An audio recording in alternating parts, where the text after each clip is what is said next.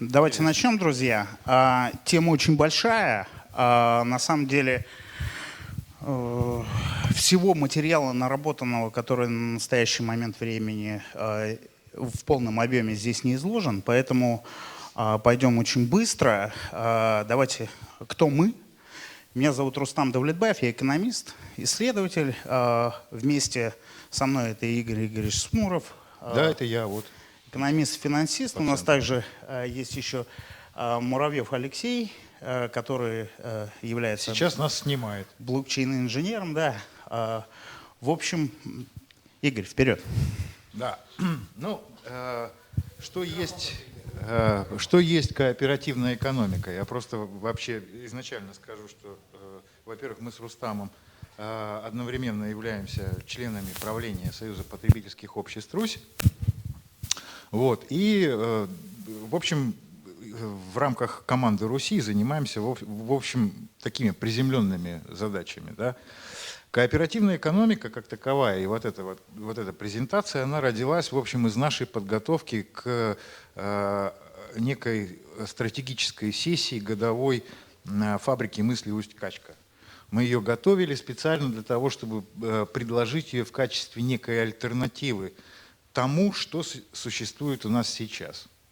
И вот начнем с того, что мы исследовали наше общество, которое у нас сейчас и сложилось оно в результате 90-х годов. Да, это общество травмы. То есть социологи, ведущие, как, например, Штомпка, Петр и, соответственно, Ян Терентьевич, фамилию вспомню, да, вылетело из головы. Да, вот они как раз и определили наше общество как общество травмы. Чем оно характеризуется? Характеризуется тем, что в обществе отсутствует стратегическое видение. Да? Ну, это вы можете судить сами. Здесь в обществе присутствует определенный хаос. Да? Нету каких-то моральных основ в этом обществе. Они, в общем, все разные. Да? Акторы основные, то есть это и экономические элиты, и политические элиты ведут себя тоже очень хаотично, что мы тоже наблюдаем. Да? И в результате, в общем, люди, которые смотрят на все это, думают, да, вот мы очень стратифицированы, 80 у нас процентов не являются членами каких-то либо общественных организаций, это просто неинтересно, да, а подавляющее большинство, практически все, уверены в том, что они не влияют на принимаемые решения. Да. И вот этот феномен общества травмы, так, это дальше, вот так, да, вот, и этот феномен общества травмы родил такой новый социальный класс. Он реально родился, и он называется прекариатом. Да? То есть от латинского «случайный», «нестабильный» и так далее.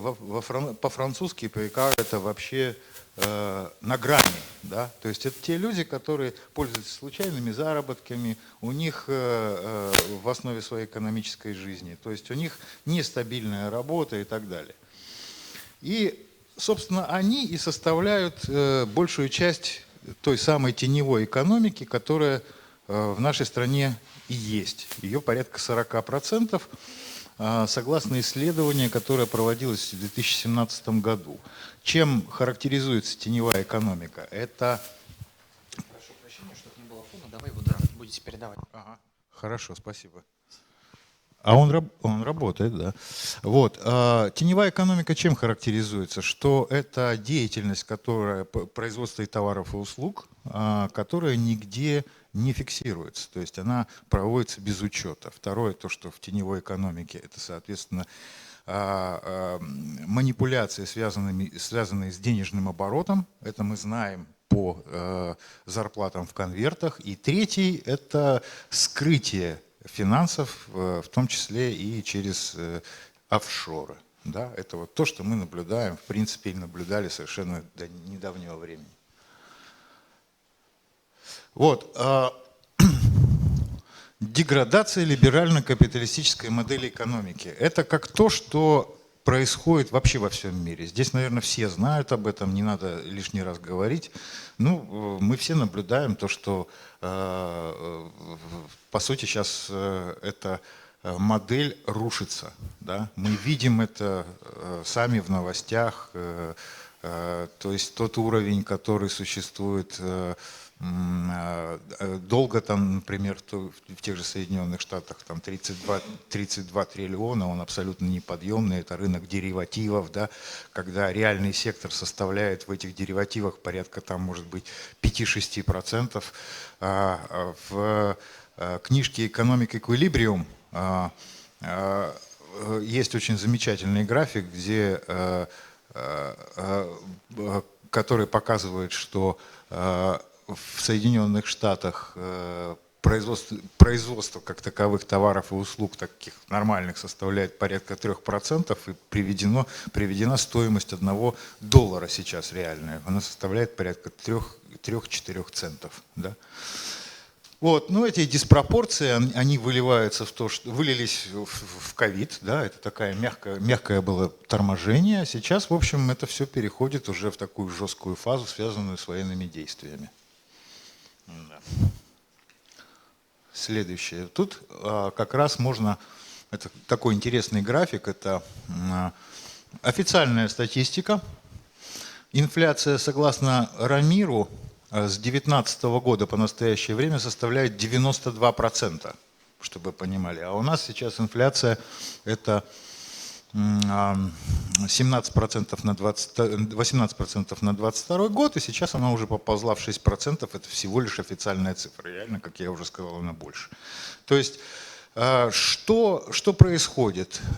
Ну, естественно, мы видим такую же динамику ключевой ставки. 15% сейчас ЦБ задрали эту ставку. Да, это и все это оправдывается тем, что, дескать, у нас перегрет рынок недвижимости. Он такой вот прямо вот перегретый, все бегут с этими деньгами, за любые средства покупают квартиры и прочее, и прочее. Надо его обязательно остудить, сделать высокую процентную ставку. Но, опять же, с водой выплескивают ребенка. Потому что все эти вещи можно сделать и административно вполне себе. Не нужно включать для этого такой серьезный рыночный механизм, как ключевая ставка. В результате мы получаем то, что у нас инфляция галопирующая. И вот этот самый порочный круг постоянно повторяется. Да? Динамика инвестиций в основной капитал как результат идет к падению, то есть это падение экономики, да, и динамика ВВП тоже абсолютно неясна. Это статистика, которая у нас официальная. Неофициально это падение. Так, следующее. Ну, тут важно сказать еще про CBDC. Да, это такая интересная вещь, которая у нас уже несколько лет муссируется. Да. В этом году Центральный банк, начиная с 1 сентября, по-моему, или с 1 августа, начал тестировать цифровой рубль. Да. В чем, собственно, мы видим опасности? Мы как раз эту с Рустамом историю очень серьезно разбирали, и в Госдуму посылали соответствующие записки и прочее. Да. В чем опасность? Опасность в том, что это валюта программируемая. Одно дело, когда она программируемая с точки зрения, скажем, крашеных денег для промышленности, да? То есть увеличиваются вложения в капитал и прочее, и прочее. Это создает определенный уже серьезный экономический рост. А другое дело, когда эти программные решения цифровых валют, ну, в общем, переходят в некое подобие социального рейтинга, как в Китае. Да? Ну и есть опасность усиления роли со стороны государства. Плюс, как вы знаете, текущая банковская система у нас двухконтурная. То есть у нас Центральный банк занимается эмиссией наличных денег, а коммерческие банки занимаются эмиссией безналичных денег. И когда существует CBDC в том виде, в каком есть сейчас согласно закону, когда Центральный банк является единственным эмитентом, роль коммерческих банков практически сводится на роль агентов. Через какое-то время эти агенты в принципе не понадобятся, и, соответственно, как сказал Герман Греф в 2021 году, после того, как он посетил совет директоров Morgan Chase, он сказал, что 5-7 лет банковской системы уже не будет в том виде, в каком мы ее знаем. Так, а это уже запрос на справедливость. Это я немножко возвращаюсь к тому, что говорил по поводу прекариата. Да? В основном это как раз и есть запрос на справедливость в обществе. Потому что без справедливости, когда у нас очень большое расслоение, когда у нас 1% всех людей в стране владеет более чем 70% всех активов, соответственно, не проходит. То есть нужна справедливость. И вот тут очень интересный тоже слайд. Здесь указаны циклы кондратьевские. Да? Вы знаете, есть еще жуляровские, кузнецовские, но здесь, в общем, инфляционные всплески шкала. Соответственно, мы видим, что сейчас мы подходим к окончанию цикла кондратьевского, начинается новый цикл. И если видите вот эту вот линию, да, такую серенькую, вот она, так как ее тут выделить-то? Вот эту вот серенькую линию, вот так вот она идет, да? Это мы уже вывели некий суперцикл в наших исследованиях, и она тоже подходит к концу. Эта линия связана с тем, что заканчивается эпоха колониализма как таковая. Она началась, как вы понимаете, с великих географических открытий, которые чудесным образом совпали с реформацией.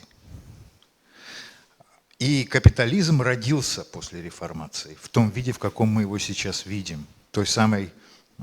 С тем самым судным процентом, когда протестанты ввели судный процент как абсолютно нормальное явление. И этот судный процент и вся эта идеология судного процента появилась, по сути, вместе с колониальной системой. Вот тут вы видите, сначала она растет в XIX веке, потом немножко приспускается, это когда была борьба против колониализма, а потом поднимается, это неоколониализм, который связан с эмиссией доллара, прежде всего. И сейчас это тоже заканчивается, этот цикл. То есть мы находимся практически на переломной точке сейчас. Следующий слайд. И тут мы подошли к тому, что нужно возвращаться к истокам. То есть мы посмотрели на всю эту историю как на морально-этичную экономику. Как вы понимаете, и Аристотель говорил о том, что у нас, в общем, экономика – это создание общественно полезного продукта, прежде всего, да? А хрематистика – это зарабатывание денег.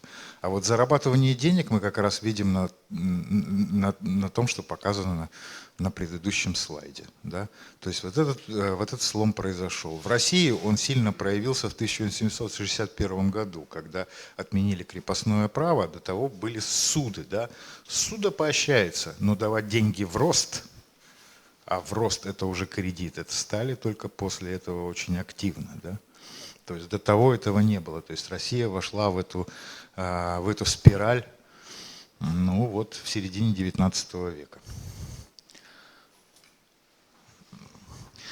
И возьмем религиозный аспект. У нас во всех авраамических религиях у нас судный процент – это грех. В исламе это риба, грех. Христос, согласно Евангелию от Луки, говорил о том, что вы не можете служить Богу и мамоне. Мамона – это демон стяжательства. И вот здесь, на этой картинке, вы видите такой интересный эпизод, когда он зашел в храм и перевернул столы менял. А теперь посмотрите, вот этот стол менял, это называется банк. Потому что банк – это прилавок. И от прилавка менял пошло вот это вот название банкинг как таковой. Да? Вот Так, ну тут по банкам можно сказать, что у нас банковская система, про которую уже вот выше шла речь, да, она, в общем, завязана на судный процент. У нас согласно закона 86, статьи 7, где указано, что кредит это является судный процент, да, обязательный к платежу, трали-вали и так далее и тому подобное. Да. Здесь нужно сказать немножко про исламский банкинг, потому что он единственный выживший во всех усилиях, да, создания православного ли или еще что-то. Вот Исламский банк, 1863 год, они взяли модель Sparkasse Stiftung немецкую, и в Египте реализовали первый исламский банк. Да. Дальше он так или иначе развивался. Да. Но поскольку жить они вынуждены были как банк, и в банковской системе, как таковой, да, в рамках банковского регулирования, вот эта дихотомия, когда исламская финансовая доктрина не позволяет брать судный процент, а тут банк, ну, она как бы вот эта дихотомия и сыграла, потому что если мы посмотрим дальше, это вот, смотрите, экономическая доктрина, мы тут уже сравнили кооперативную исламскую, ну, собственно, те же, хотел сказать, яйца только, ну, в общем, то же самое, только разными словами, да, вот. Они очень схожи. Я вернусь к исламскому банкингу. Здесь мы не используем банкинг, а используем финансы, да. Мы видим, какие аналогии существуют уже непосредственно исламские финансы и некоммерческой потребительской кооперации, как формата, да, потребкооперации. И вот уже сравниваем попродуктно, когда у нас существуют исламские финансы, вот эти все известные исламские инструменты, начиная от Эджара и заканчивая Стисна, да, это практически известные всем нам, кто занимается кооперацией, стандартные кооперативные продукты в рамках целевых потребительских программ. Пожалуйста. Вот. И это уже Рустама, но я еще дополню, будут ли вопросы по исламскому банкингу. Да, там есть еще пару твоих слайдов, не уходи далеко, пожалуйста. Ну а теперь просто к тому вопросу, чем я занимался очень много лет, исследуя вообще деньги. Вот к чему мы пришли. Смотрите, друзья, деньги — это вообще очень интересная сущность, единого определения, которой нет. Ну, просто его нет, и везде по-разному. Кто-то, значит, воспринимает деньги как средство обращения, кто-то как средство сбережения, а иногда еще и деньги называют товаром, да, приравнивая к деньгам все товарные функции. И вот когда мы пытались понять вообще, что такое деньги через энциклопедические определения, мы увидели эту самую разность, которая существует в энциклопедиях, что единого определения нет, поэтому дальше я буду говорить не о деньгах, а о денежных средствах. Причем самое, что интересно, что и в законе у нас всего лишь из денег одна функция, которую дал в «Капитале» Карл Маркс, она закреплена законом, что это средство платежа. Все другие, как говорится, функции денег, они пролетели мимо. Поэтому вот денежные средства у нас в денежных системах, да, обращаются. А какие сегодня тенденции идут вот в этой самой, в области денежных систем? Ну, тренд дигитализация, понятно, это возникновение CBDC, цифровой экономики, про которую мы очень много слышим.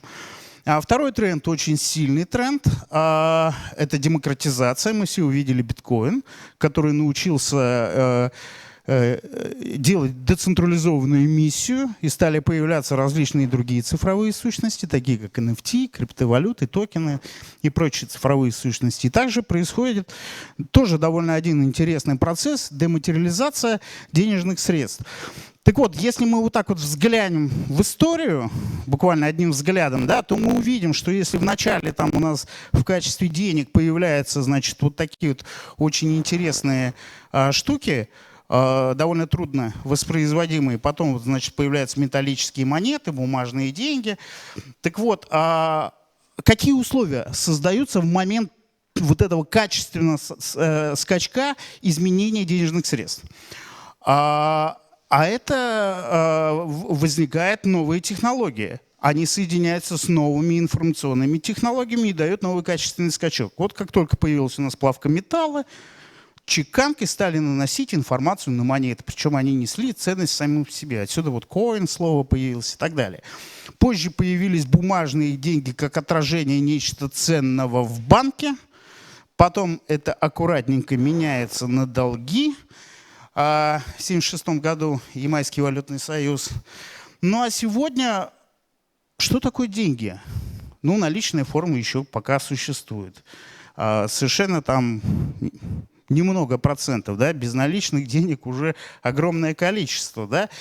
И как бы просматривая весь этот путь из настоящего, мы вдруг пришли к пониманию, что денежные средства – это всего лишь протоколы.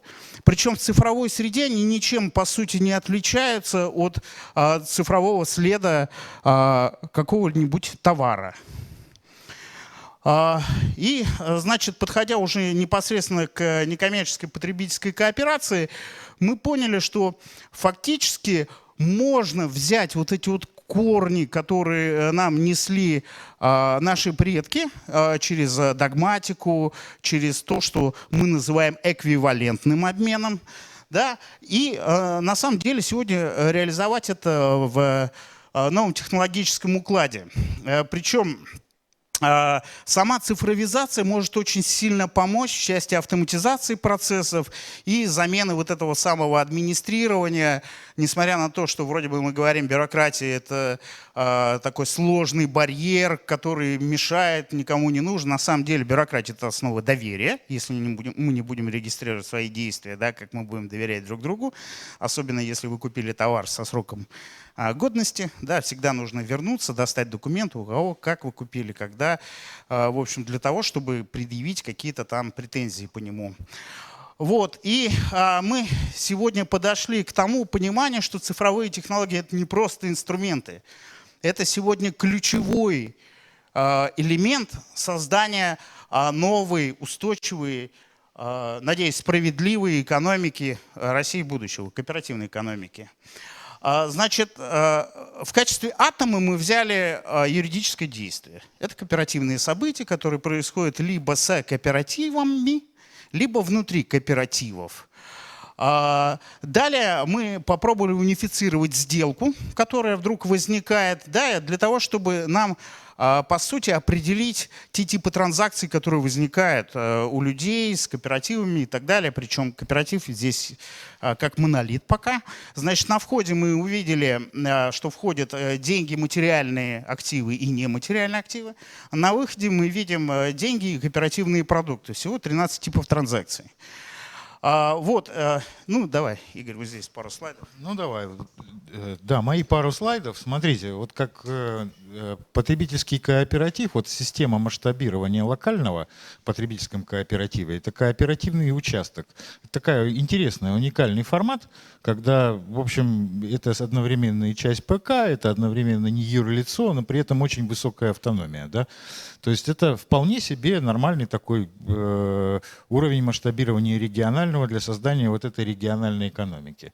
Не будем дольше останавливаться, это, в общем, децентрализованное, общее управление в кооперативе, да, вот вы понимаете, общее собрание пайщиков, совет, правление и участок. То есть мы разделили это все на решения М1, М2, М3, М4 в рамках градации в системе, да, то есть вот в системе цифровой, да. И тут немножко логический разрыв, я понимаю, но так мы видим ту самую структуру кооперативной экономики, которая должна быть. Обращу ваше внимание, что как потребительская кооперация, как, например, как инвестиционно-сбытовой уровень именно, поскольку закон позволяет лучше всего регулировать именно эту деятельность в рамках потреб кооперативов, когда у вас там есть определенные активы, да, на уровне производства и услуг это сельскохозяйственные и потребительские кооперативы. И для того, чтобы выходить в сектор, где уже, собственно, неопределенный круг лиц, то есть продажа, это уже, собственно говоря, коммерческие компании, стопроцентные дочки кооперативов. Союзы мы рассматриваем, и в принципе у них вполне себе, на них ложится роль кооп-плана и кооп-снаба. Да? А оно, это тоже очень условное, мы просто поняли, что это некий юридический формат очень удобный, который дает возможность как раз вот эту всю цифровую инфраструктуру в рамках кооперативной экономики и развивать. То есть она становится общей, все ее являются совладельцами. Да, и вспомнил, Тощенко Ян Терентьевич. Ну и немножко таких технологических вещей, когда мы начали собирать вот эти самые так называемые узлы, у нас возникли технологические пакеты или технологические слои, которые должен в себе концентрировать вот этот узел. Да, это технология API, распределенного хранения, система распределенных реестров и локальная база данных для хранения перс-данных в соответствии с законом. Причем архитектура узла, она очень простая. Тот самый технологический пирог, к которому может подключиться, в принципе, вот любой фронтенд. А мы знаем, что кооператоры сегодня это делают. Любая ERP-система, любой маркетплейс кооперативный. При этом как бы мы договариваемся о том стандарте данных, который поставляется на узлы, да, и, соответственно, в обратку возвращаются просто уже документы, подписанные с электронно-цифровыми подписями. Ну, в целом, здесь небольшие такие функциональные требования к значит, кооперативной сети, когда мы подбирали технологию распределенного реестра, мы думали, что скорость обработки транзакций должна быть не менее 10 тысяч транзакций в секунду. Консенсус, в принципе, нас удовлетворял Proof of Authority, но, в принципе, DPoS тоже вполне себе подходящий консенсус, потому что он больше ориентирован на такую приватную сеть. Ну и дальше я немножко хотел бы поговорить о том, что будет двигателем этой самой экономики, какая внутренняя модель роста в кооперативной экономике должна быть. Мы знаем, в истории существует 3 базовых модели роста. Первый рост – это вот экспоненциальный рост. Системное целеполагание – это стяжание материального. Обеспечивается положительной процентной ставкой. И вы видите вот этот самый экспоненциальный рост. Вот он вот такой, да. Следующая модель – это модель естественного роста. Она вдруг не сложилась у нас в массовом экономическом сегменте. Однако мне удалось поэкспериментировать на эту тему. Вот этот самый эксперимент с шеймуратиками – это эксперимент денег с отрицательной процентной ставкой. Главная идея – это насилие над абстракцией, вера в ценность денег. Когда действительно был Гизелем признаны деньги как товар, и тогда как бы как и к товару должны быть применены все вот эти вот свойства старения. И они, в общем-то, были предложены, а мы уже дальше экспериментировали. Есть еще один исторический пример, где была реализована модель линейного роста. Там работали у нас, значит, централизованное системное целеполагание и планирование, и экономические и неэкономические методы стимулирования и мотивации. Ну, все вы знаете, вот тебе план, выполнил план, медаль на грудь, не выполнил план, в Магадан. Ну, так, очень упрощенно. Вот, и мы понимали, что растущая сложность заставляет нас буквально думать о том, а какая будет модель следующая. Потому что это данность, которая к нам пришла. И мы, значит, пришли к пониманию, что система будет расширяться, хотим мы этого или не хотим. И будет она расширяться в надсистему. Значит, наши общие цели должны быть там. Ну, например, жизнь. И я сегодня очень сильно обрадовался, когда услышал доклад Александра Драницыной. Это замечательное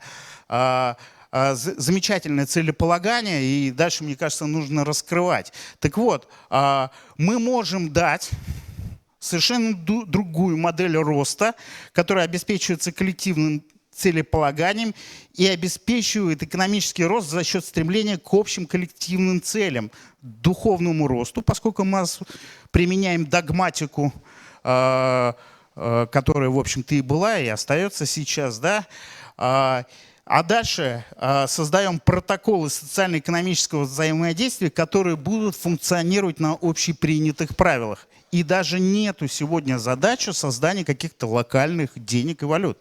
Мы просто воспринимаем все как активы, материальные либо нематериальные. И задаем просто правила обращения для того, чтобы прийти к системе, которая зиждется на 3 базовых принципах. Первый принцип – эквивалентный обмен. Второй принцип – отсутствие положительного процента. И третий принцип – отсутствие спекуляций. Благодарю за внимание. Готов ответить на ваши вопросы.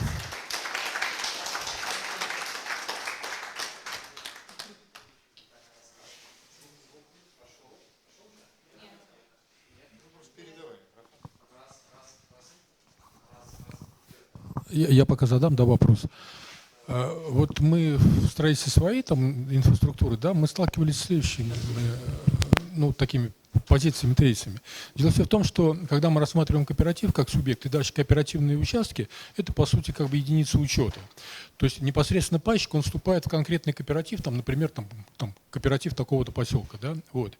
И вот именно это является субъектом. С другой стороны, когда мы начинаем строить инфраструктуру второго уровня, вот, у нас с одной стороны получаются организации как бы дочерние по отношению к кооперативу, а с другой стороны вышестоящие по своей как бы по своему функционалу, да. И вот как вы полагаете, здесь есть такая вот системная, вот если мы возьмем опять же там какие-то старые советские там системы, да, вот там создается федеральная какая-то структура, не знаю, там комсомол или партия. Конкретный человек вступает в нее как в единое, а дальше там райкомы, крайкомы и прочее, это все как бы сектора учета. То есть, да, вход идет через первичку, но в организацию центральную. Вот. Здесь же получается в кооперации, когда вход идет именно в организацию локальную. И эти локальные организации, по сути, учреждают себе надстройку, то есть надстройки являются дочерними еще раз по отношению к ним, а функции у них как бы координирующие, вышестоящие. Хорошо, в чем вопрос-то? Будет ли системно разрешаться? Смотрите, я поясню. Просто не сказали во время вот презентации ни я, ни Рустам. Дело в том, что вот эта система цифровая, она обеспечивает P to coop, to coop, to peer. То есть это означает, что когда вот эти все организации надуровневые, да, надкооперативные, они просто играют роль сообществ самих кооперативов. То есть это не их дочерние организации, получается. И в результате мы, с одной стороны, имеем пайщиков, которые локально прикреплены, создают локальную экономику, но они являются в любом случае частью целого. Где субъект? Кто субъект в этой системе? Кооператив? Да, конечно. Кооператив. Да. Спасибо. Все еще не работает. Еще вопросы? Да, передавайте микрофон первым рядом, а я буду задним. Вот вопрос такой. Сделать кооперативным государством попыток было несколько. И в частности, я помню еще на моей жизни кооперативная республика Гвиана. Да, то есть это было такое государство, которое объявило все. Но сейчас его уже нет. И, так сказать, в общем, вопрос такой. Какие параметры экономического роста должны быть с тем, чтобы за этими идеями пошел хотя бы наш мир? И второй вопрос, как это связано с теорией макрорегионов, и будем ли мы делать наш кооперативный макрорегион? Спасибо. Спасибо. Давайте сразу как бы скажу по поводу масштабов, чтобы не было недопонимания того, что мы там замахиваемся на государственную кооперативную экономику. Ничего подобного. Мы считаем, что это сектор экономики, и он должен быть сформулирован нами. Вот как бы о чем идет речь. Что касается параметров, ну слушайте, параметры, я сейчас скажу какой-то параметр, а потом меня скажут, вот ты не вышел из либеральной экономики. Ну товарооборот, к примеру, чем не параметр, да? А может быть и другое, какие-нибудь индексы, которые появятся в результате разработки, когда мы научимся еще измерять там, не знаю, качественные показатели, уровень счастья там или еще чего-нибудь, да? Это все вопрос, это как задача, которая будет стоять перед нами, да, в процессе разработки. А то, что вы говорите про макрорегион, я могу ответить, но логика геополитики, наверное, может нам подсказывать траекторию развития. Вот, и тут, Игорь. Да, я вот добавлю, что согласно последней стратсессии по Усть-Качке, она за 11 лет еще ни разу не ошибалась в своих прогнозах, да?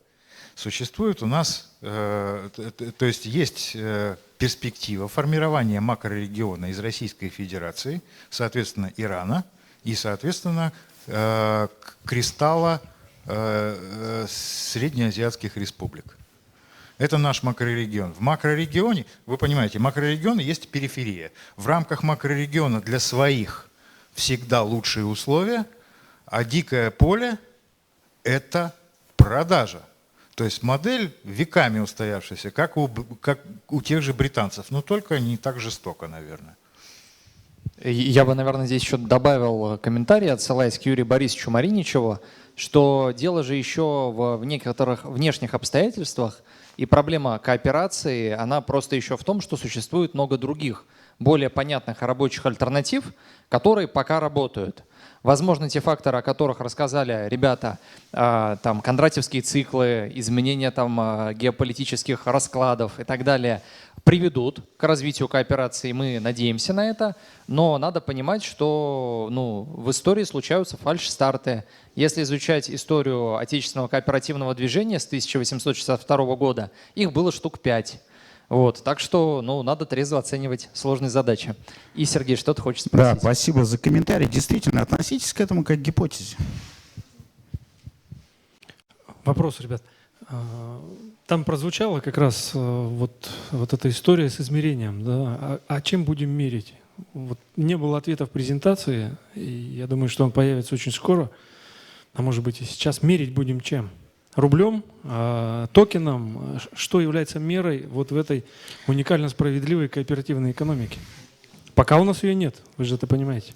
Пока у нас есть рубли, как эквивалент, который мы можем позволить себе измерять. И это как бы принятые государством средства, денежные средства, которые существуют. Да, действительно, мы можем находиться сегодня на таком уникальном, интересном пороге появления какого-нибудь нового эквивалента, и там очень серьезная конкуренция.